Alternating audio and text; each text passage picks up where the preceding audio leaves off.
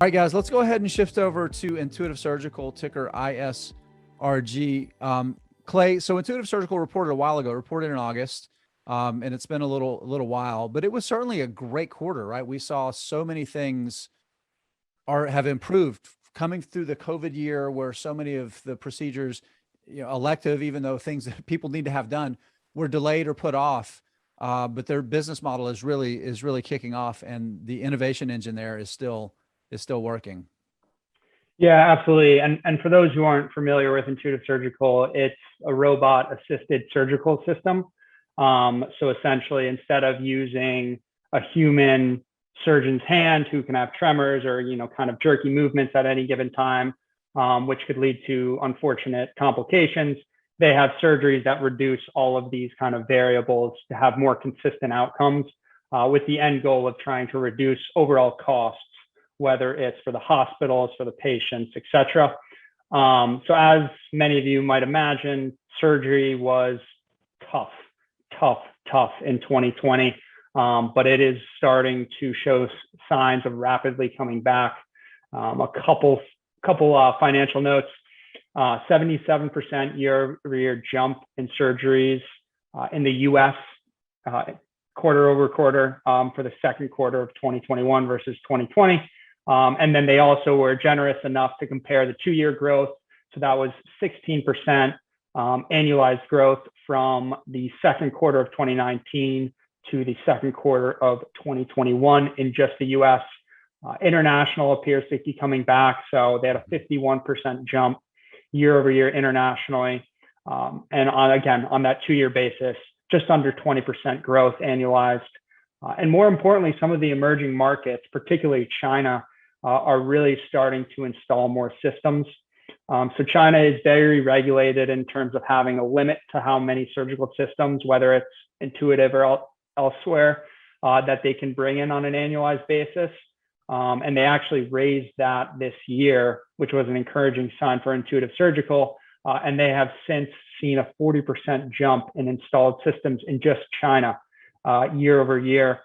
So very strong demand in China. And then they're kind of executing on what they call their quadruple aim. So their quadruple aim in a kind of an elevator pitch is reduce costs for anyone involved in the healthcare system or having surgery. Again, whether that's hospitals, customers, et cetera. They reduced a lot of their instrument and accessory costs because they're introducing a new extended use instrument. So essentially what that is they offer products, kind of a subscription base, if you will, saying, every time you use an Intuitive system, you need an extra, knife to cut through the system, X, Y, Z, you kind of name it. You need instruments and accessories to operate these surgical systems. So they reduced all the prices of their legacy instrument and accessories, and they introduced new ones that have an extended life to them. So rather than being, I think, the maximum of their previous instruments was 10 use cases, and I think that it's now up to 12 to 18. And they estimated on average in the US specifically, where they did a study, this is going to reduce their customer costs by 10 to 15%.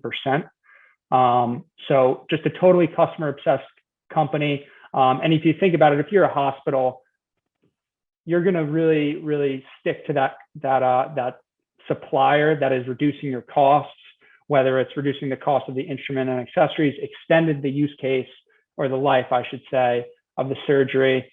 So really encouraging signs across the board here. And one last stat: quarter over quarter, 13% jump in procedures.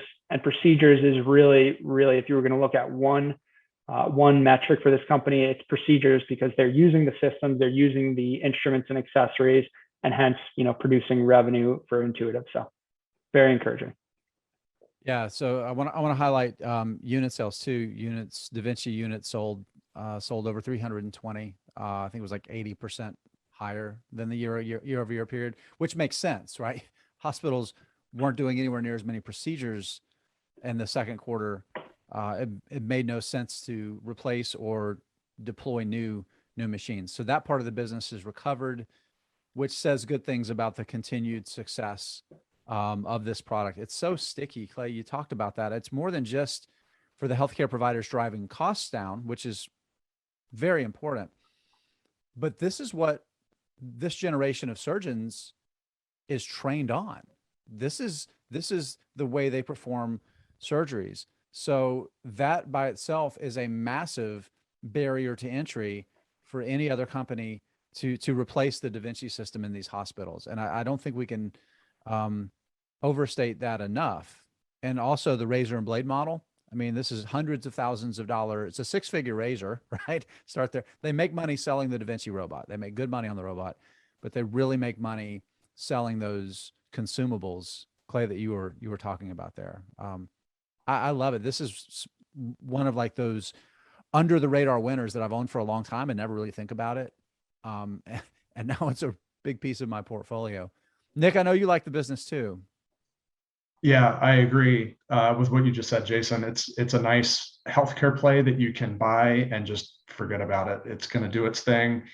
It's going to consistently win, I think, over the long term. Over the short term, it's still a rebound play too.